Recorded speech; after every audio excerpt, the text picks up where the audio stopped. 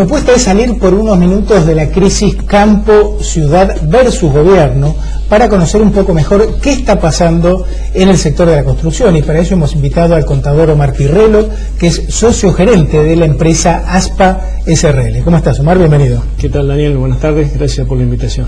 Omar, vos estuviste en el Salón Inmobiliario de Madrid. Me gustaría conocer tu opinión, qué viste, qué es lo que está pasando en el mundo en el sector del real estate, digamos, sector inmobiliario. Sí, estuve el año pasado y en el Salón Inmobiliario de Madrid, es la mayor feria que se hace en el mundo del real estate, de los bienes raíces, y realmente el cambio entre el año pasado y ha sido significativo. El año pasado tuvo un 30% más de metros cuadrados de expositores que este año. Ya se ve la crisis del sector inmobiliario, que impactó primero el año pasado en Estados Unidos, después se fue hacia Europa, y sería muy importante, muy interesante analizar cómo las causas de esta crisis. Primero, tuvo un impacto de 400.000 millones de dólares, se está hablando por partes iguales, 200.000 en Estados Unidos, 200.000 en Europa. ¿Eso qué representa? Discúlpame. Eso es lo que representa la pérdida que han tenido los bancos, las instituciones financieras, tanto en Estados Unidos como en Europa. ¿Por gente que dejó de pagar cuotas? Por pérdidas de préstamos y fundamentalmente por la caída de los valores de las acciones de las instituciones y evidentemente de los títulos que tenían los bancos. Porque acá habría que analizar primero cómo se gesta lo que le llaman la burbuja inmobiliaria, cómo se gesta y cuáles son las causas y los motivos por los cuales se produce la explosión. En primera medida, el mercado de Estados Unidos, que tiene un ciclo en la construcción de 5 años positivos, 5 años de negativo. Los 5 años positivos se dan del año 2001 al 2005. Es un mercado donde viene en promedio creció de un 10 a un 12% los precios, pero separando que hay ciudades como Nueva York o Washington donde no hubo prácticamente movimiento de precios, pero sí como puede ser la costa este y oeste, digámoslo así, lo que sería Florida y la península de California, donde hubo un incremento de precios significativo entre 25 y un 30%.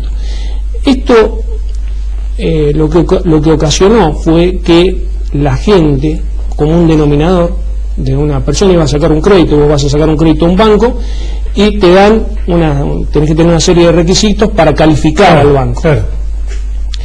¿Qué pasaba? Querías calificar en el banco no te daban el monto requerido, necesitabas $100.000, te daban 70.000, iban a instituciones de tercer grado, que son empresas que prestaban o que prestan dinero para hipotecas. Con menos requisitos. Con muchísimos menos requisitos, como si fuera una financiera. Ahora bien, le daban los $100.000 y aparte para los gastos. Con lo cual se quedaban sin cobertura. En un mercado tomador y ascendente en precio, no había ningún problema. Digamos, habíamos entrado en un círculo virtuoso. Incrementaban los precios. Como la gente en ese segmento es sensible exclusivamente a la cuota y no al precio, mientras que la cuota la pudiera pagar, si el precio incrementa, me dan más plazo. En vez de tomar un crédito a 30 años, lo tomaba a 40 o hasta 50 años se estaban dando. A partir del año 2004, el presidente de la Fed, Alan Greenspan, empieza a incrementar la tasa de interés hasta el 2006, la lleva al 5.5%, y esto hace que el aumento de la tasa de interés genera en la gente un incremento de la cuota significativo. No nos olvidemos que a 40, 50 años un crédito empezás a pagar intereses prácticamente, con lo cual la cuota de $1.600 se te va a 3.000, prácticamente se te empieza a generar un problema de posibilidad de pago.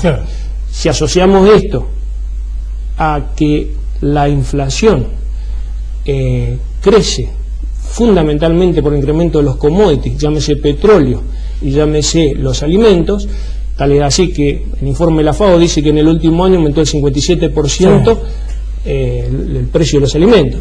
Eso, sumado al incremento de las cuotas, hace que la morosidad aumenta de un 5 a un 15%. Y ahí se empieza a pinchar la burbuja. Ahí empezamos, en vez del círculo virtuoso, en un círculo vicioso. Pero hay un dato interesante, es cómo financiaron estas empresas que le prestaban o que le prestaron a este sector de la población, que se llaman hipotecas subprime, que no son de primera, de segunda. Claro. Lo financiaron emitiendo títulos. Es decir, estas instituciones emitían títulos y esos títulos, ¿sí?, con garantía hipotecaria, se lo vendían a los principales bancos del mundo, Estados Unidos y Europa. ¿Qué ocurre? Que cuando el círculo empieza a ser vicioso y no virtuoso, empiezan a caer los precios, porque la gente al no pagar se empiezan a rematar las casas.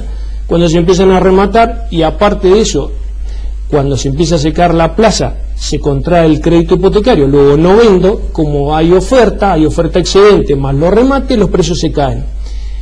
Y como en economía también pasa lo de la ley de la gravedad, que todo lo que sube muy rápido cae muy bajo, muy rápido se empiezan a caer los precios. En conclusión, se queda sin garantía. Como se quedan sin garantía y la gente empieza a deber más que lo que tiene, dejan de pagar la cuota o dejan de pagar el préstamo. Conclusión, los títulos, todos los bancos empiezan a querer vender, los fondos empiezan a querer vender estos títulos, y se produce un quebranto, que es lo que te estaba mencionando anteriormente. Recordame, ¿qué porcentaje de la venta de inmuebles se realiza con crédito en Estados Unidos?